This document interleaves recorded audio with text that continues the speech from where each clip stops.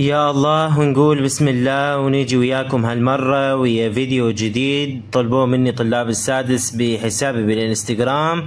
دكتور انشر لنا عن الدخول الشامل، هل إلنا درجة دور أول؟ هل راح يكون فراغ بالجدول بين مادة ومادة؟ هل إلنا دور ثاني؟ لو بس هذا الدور نمتحن وشون نقرأ كل مادة. بالبداية درجة الدور الأول إن شاء الله موجودة، لأنه أنتوا بالأساس يصلح لكم دور تكميلي. شنو الدور التكميلي؟ هذا الشيء صار أعتقدها ب 2020 بوقتها، بس مو نفس يعني الصيغة مالتكم. بوقتها الطلاب طلعوا مظاهرات قالوا لهم اللي يريد يمتحن دور أول إلى درجة دور أول، واللي يريد ما يمتحن ولا مادة يمتحنها بالدور الثاني تمام يعتبر إلى دور أول تمام، ونسميه دور تكميلي ولكم درجة دور الأول. أخذوا الدرجة يعني تقريبا حالهم حالكم تمام.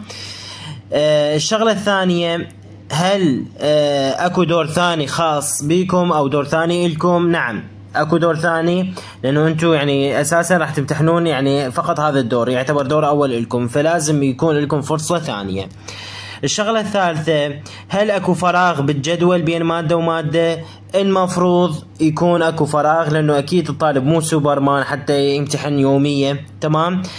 مع ذلك انا قلت لكم ناجدوا صفحة رئيس لجنة التربية النيابية ونائب رئيس لجنة التربية النيابية اللي هي سعاد الوائلي، هاي الرئيسة، والنائب محمود القيسي، على صفحتهم على الفيسبوك. ادز لي مناشده تمام على مدير يرفعون كتاب الى وزاره التربيه، وحتى صفحات التربيه مال بالفيسبوك صفحه التربيه هم اكتب مناشده. هاي وسيله ضغط على مود شنو؟ على مود يعني نكون في بر الامان وزياده الخير خيرين تمام.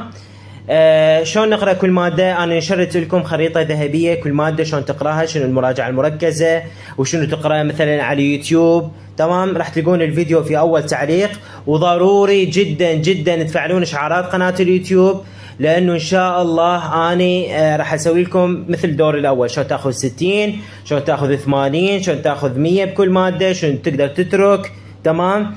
الأشياء المهمة نركز عليها، كل هذا ان شاء الله راح نوضح لكم اياه في الايام القادمه. لهذا ضروري جدا تشترك بالقناه وتفعل اشعارات قناه اليوتيوب، لانه ان شاء الله مستمرين وياكم لكل المواد، والخطه الذهبيه لكل ماده شلون تقراها راح تلقوها في اول تعليق. اتمنى لكم كل التوفيق والنجاح، وان شاء الله يا رب كلكم تنجحون وتتوفقون في هذا الدور اللي راح تمتحنونه.